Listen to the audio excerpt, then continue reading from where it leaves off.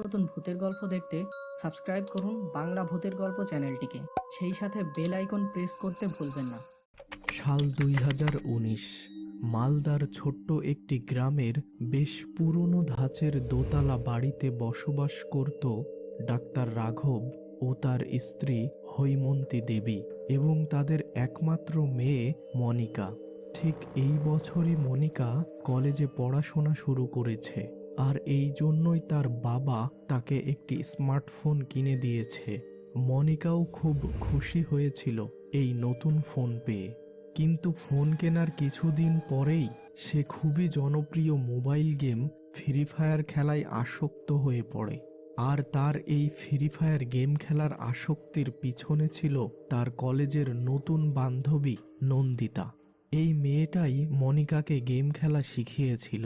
সে সব সময় তার ভার্চুয়াল শত্রুদের সাথে লড়াই করতে এতটাই ব্যস্ত থাকত যে সে তার আশেপাশের মানুষের সাথে কোনো প্রকার যোগাযোগই করত না। ইদানিং মনিকা ও নন্দিতা দুইজন কলেজে ঠিকমতো ক্লাস করত না। সুযোগ পেলেই তারা ক্লাস থেকে পালিয়ে কলেজের পাশের একটি নির্জন বদ্ধভূমিতে যেয়ে ফ্রি ফায়ার গেম খেলত। কারণ এই বদ্ধভূমিতে সচরাচর কোনো মানুষ আসে না। কোনো এক যুদ্ধের সময় বেশ কিছু মানুষের মৃতদেহ একসাথে এখানে কবর দেওয়া হয়েছিল, আর এছাড়াও এখানে দুই একটি কবর এখনো লক্ষ্য করা যায়। আর আশপাশ অনেক দিনের ঝোপ জঙ্গলে পরিপূর্ণ।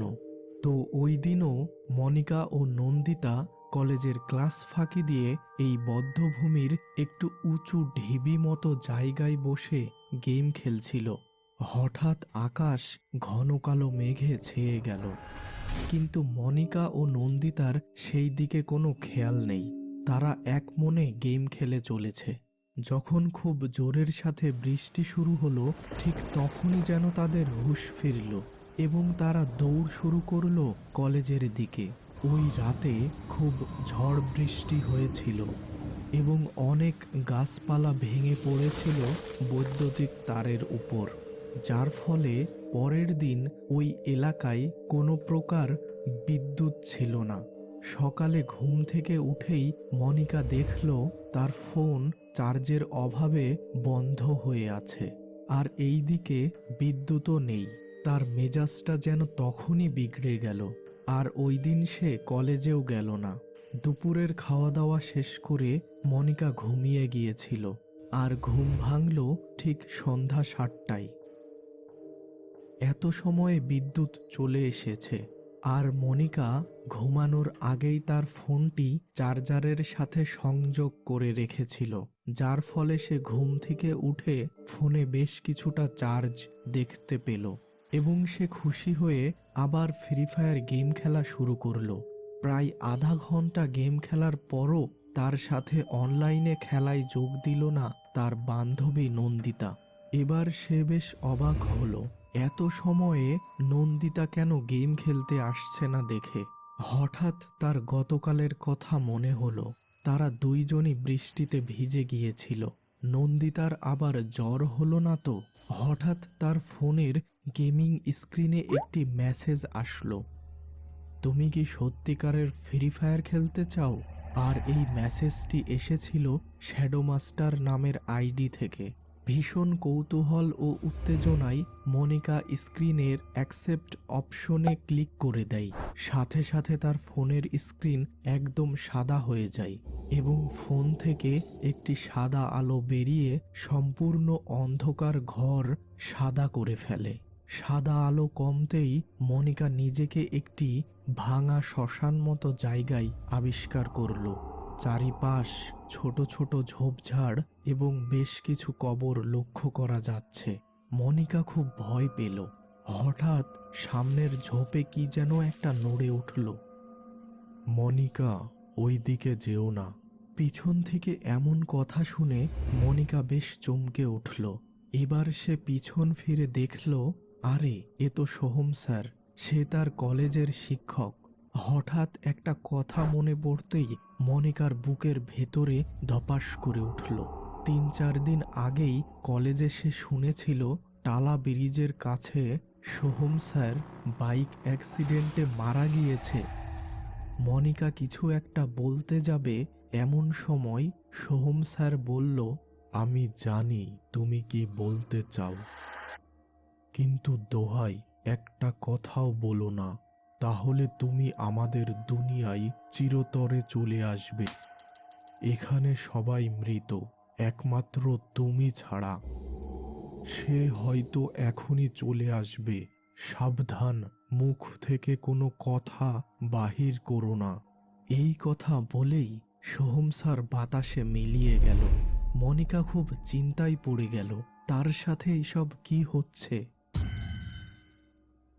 হঠাৎ পিছন থেকে আবার সেই ঝোপ নড়ার শব্দ। দ্রুত সে পিছনে তাকালো। আরে, এ তো নন্দিতা। ও এখানে কিভাবে এলো? আর এই রকম ধূসর চাদর মুড়ি দিয়ে আছে কেন? হঠাৎ একটা দমকা হাওয়ায় নন্দিতার গায়ের চাদর উড়ে গেল এবং মনিকা যে দৃশ্য দেখতে পেল তাতে তার শরীরের সমস্ত রক্ত যেন ঠান্ডা হয়ে জমে যেতে লাগলো। নন্দিতার দুই হাত নেই, আর মুখের অর্ধেকটা যেন কোনো প্রাণী খুবলে খেয়েছে।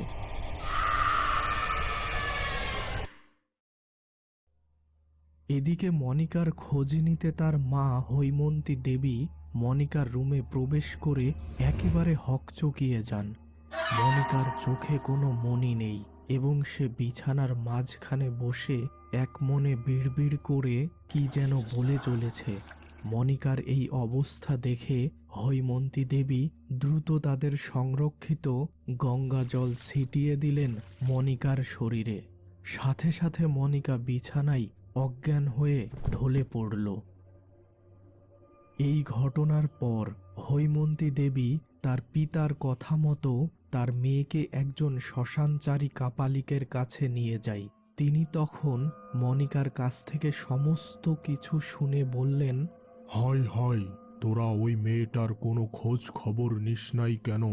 এখনই কিছু লোক পাঠা ওই বদ্ধভূমিতে, এখনো ওই শয়তানের ক্ষুধা মেটেনি।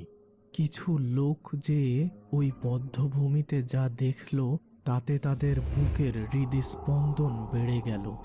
নন্দিতার শেয়াল বা অন্য কোনো জানোয়ারে অর্ধ খাওয়া দেহ ঝোপের মধ্যে পড়ে আছে। কাপালিক এত সময় কোনো কথা বলেনি। নন্দিতার খবর শুনে সে বলল, এমনটাই আমি ধারণা করেছিলাম। তোরা ওই বৃষ্টির দিন বদ্ধভূমির কোনো এক উঁচু ঢিবির উপর বসেছিলি না? আসলে ওইটি ছিল একটা কবর। তোর ভাগ্য জোরে ওই দিন বেঁচে বাড়িতে ফিরেছিলি, কিন্তু তোর বান্ধবীর আর বাড়িতে ফেরা হলো না। এখন তোর বান্ধবীর আত্মা তোকে তার দুনিয়াতে নিয়ে যেতে চাই। গত রাতে তোর পিতা মাতার পুণ্যের জোরে বেঁচে গিয়েছিস। ভালো আত্মারা তোকে সাহায্য করেছিল। পিতামাতার বেশি বেশি খেদমত করিস। আর আমি এই লাল সুতা দিচ্ছি, কোমরে বেঁধে রাখিস। অশুভ